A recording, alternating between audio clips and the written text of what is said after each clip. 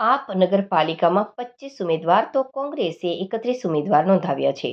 પાલિકા ward number 3માં અપક્ષ 3 ઉમેદવારે દાવેદારી કરી છે. વોર્ડ નંબર 1માં અપક્ષ પેનલને કોંગ્રેસે ટેકો જાહેર કર્યો છે. પાલિકા વોર્ડ નંબર 6માં ભાજપની સામાન્ય મહિલા બેઠક કિસ્મતની ધણી બની બિનહરીફ થઈ છે. અંકલેશ્વર નગરપાલિકામાં જ્યાં આપ પાર્ટી પાલિકા ચૂંટણીમાં પ્રથમ વખત 25 ઉમેદવાર મેદાનમાં ઉતારી ખુદ આપ શહેર પ્રમુખે ઝુકાવ્યું છે.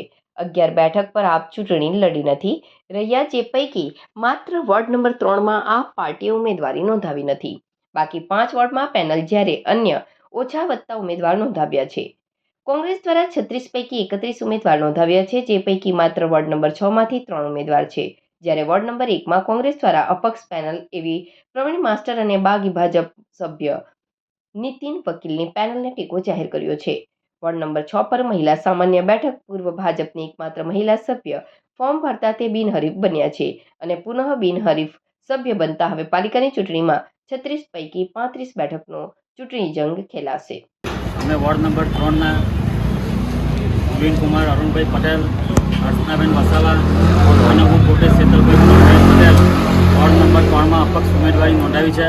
સતત પ્રજાના અન્યાય માટે અમે આ ઉમેદવારી નોંધાવી છે અને એક ઉમેદવાર તો શહેર છોડીને બીજા શહેરમાં જતા રહ્યા, જેથી નાના કામો રહી જાય છે.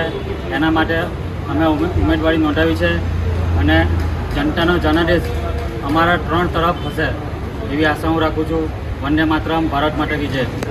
આજ રોજ અંકલેશ્વર નગરપાલિકાની સામાન્ય ચૂંટણી 2026માં વોર્ડ નંબર 9 તરફથી અમારા સ્નેહી શહીદભાઈ, હું પોતે, ખુશ્બુબેન અને હેમુબેન 4 ઉમેદવારોએ કોંગ્રેસનું મેન્ડેટ મેળવીને અમારી પેનલમાંથી અમે વોર્ડ નંબર 9માં ઉમેદવારી આજે નોંધાવી દીધી છે.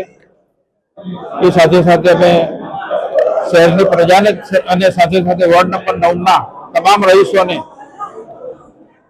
એમની તકલીફો અને એમની સેવા કાર્ય માટે અમે સૌ કટિબદ્ધ છીએ અને જ્યારે પણ જરૂર પડે ત્યારે એ લોકો અમારો એપ્રોચ કરી શકશે. અને આ સાથે ફરી એકવાર હું અમારા તમામ ટીમને ધન્યવાદ આપું છું અને વોર્ડ નંબર 9ની જનતાને પણ અમને જે સ્વીકાર્યા છે તે બદલ અભિનંદન આપું છું.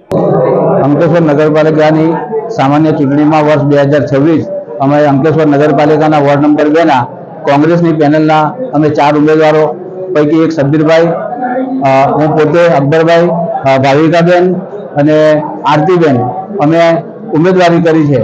આવનારા દિવસોમાં અમને સાથ અને સહકાર મળશે અને અમારે નગરપાલિકામાં જવાથી ઘણું બધું શોધવાનું બાકી છે. જે અમે હાલમાં 2 તો પત્રકારો છીએ, એ ખુશીની વાત છે. એ પત્રકારો શું ના કરી શકે એ અમારે ખાલી નગરપાલિકામાં ખાલી પદ બચાવ કરવાની જરૂર છે. બાકી અમારા વિસ્તારની જનતા અમારી સાથે છે અને અમારો વિજય થશે એ 100% વાત સાચી છે.